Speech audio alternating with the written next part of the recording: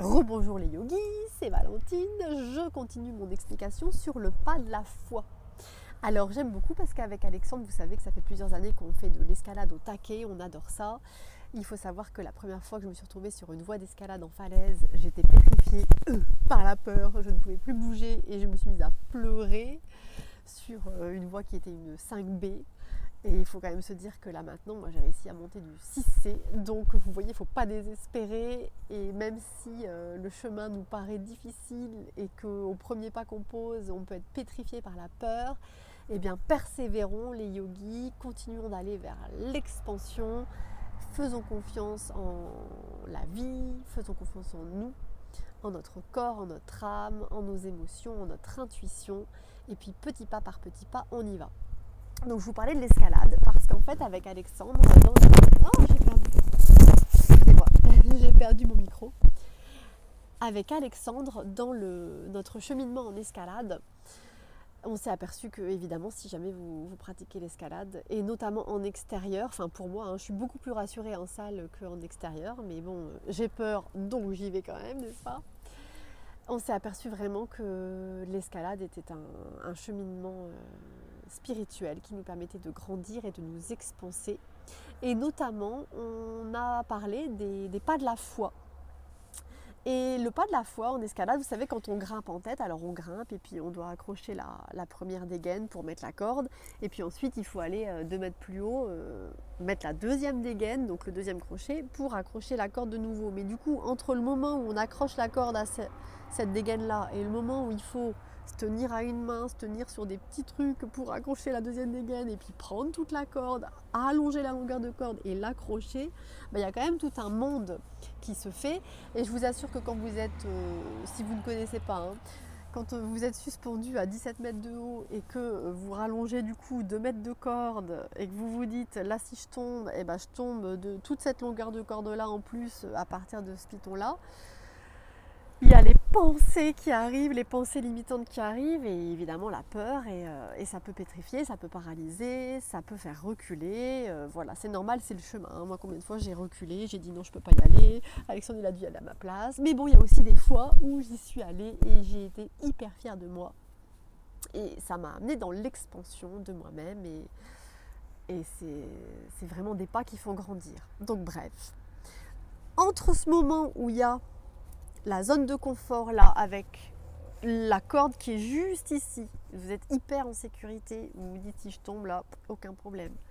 Et le moment où vous atteignez le palier suivant, donc la zone de confort suivante, il y a ce pas de la foi à faire. Parce que vous montez un petit peu au-dessus de la dégaine, jusque là tout va bien. Et il y a toujours un moment où vous n'êtes pas encore arrivé au speed suivant, là où vous allez pouvoir accrocher la dégaine. Et c'est là qu'il y a le pas de la foi à faire, parce que vous ne savez pas ce que vous allez trouver avec vos mains, mais vous êtes obligé de lâcher des bonnes prises, là où vous êtes bien en confort, vous êtes obligé de les lâcher et d'avoir la foi que plus haut, il y a une bonne prise à laquelle vous allez pouvoir vous accrocher. Soit une bonne prise, soit une moyenne prise, mais en tout cas, ça va tenir. Et ça, avec Alexandre, c'est ce qu'on appelle le pas de la foi. Donc combien de fois je me suis trouvée sur la paroi avec Alexandre en bas qui dit « Allez, le pas de la foi, le pas de la foi, le pas de la foi ». Et le pas de la foi, moi je l'imagine comme dans le film Indiana Jones.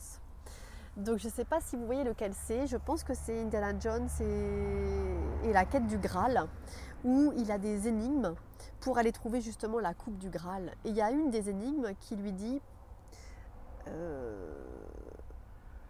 ne sais plus ce que ça dit exactement, mais en tout cas, celui qui a la foi en fait, bon là-dedans c'est la foi en Dieu parce qu'on est avec le Graal, la coupe dans laquelle Jésus a bu, etc. Mais c'est la foi pour nous les yogis, c'est la foi en l'univers, la foi dans le processus créateur, la foi dans les petits anges, la foi en Dieu si vous voulez, ça dépend de ce que vous appelez Dieu.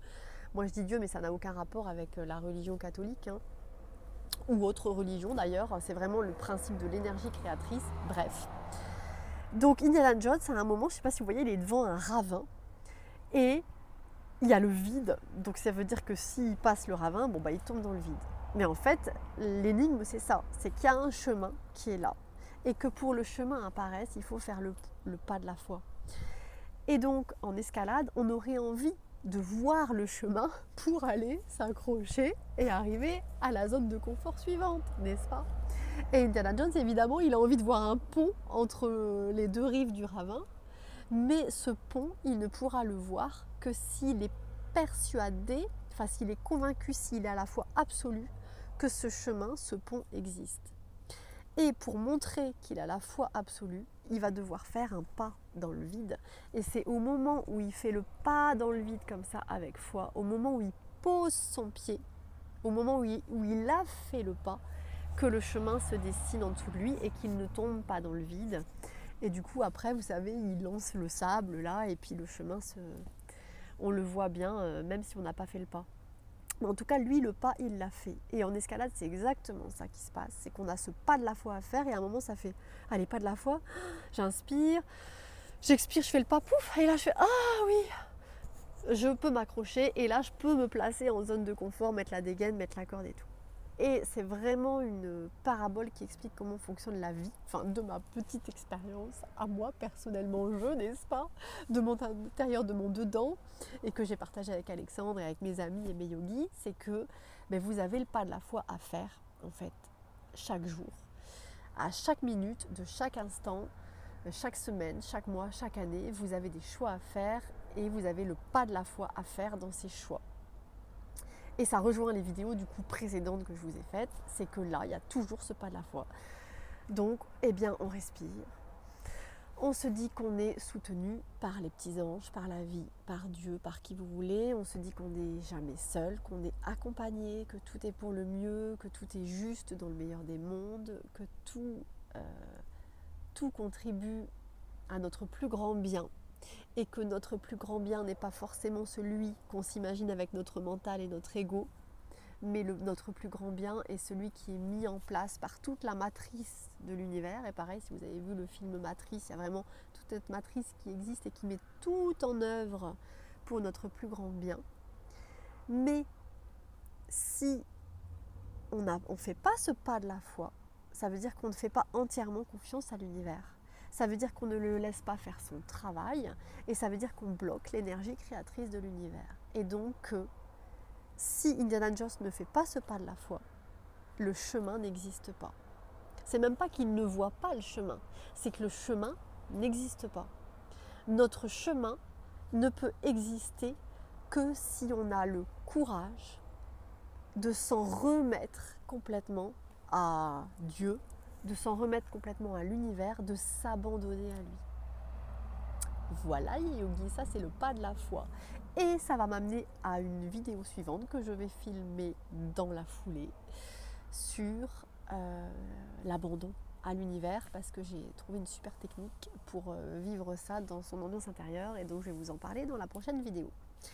Voilà les yogis, j'espère que mes explications ont été assez claires. Ce n'est que le fruit de mon expérimentation. J'imagine que vous avez trouvé d'autres méthodes, d'autres techniques, d'autres astuces qui vous conviendront mieux ou pas.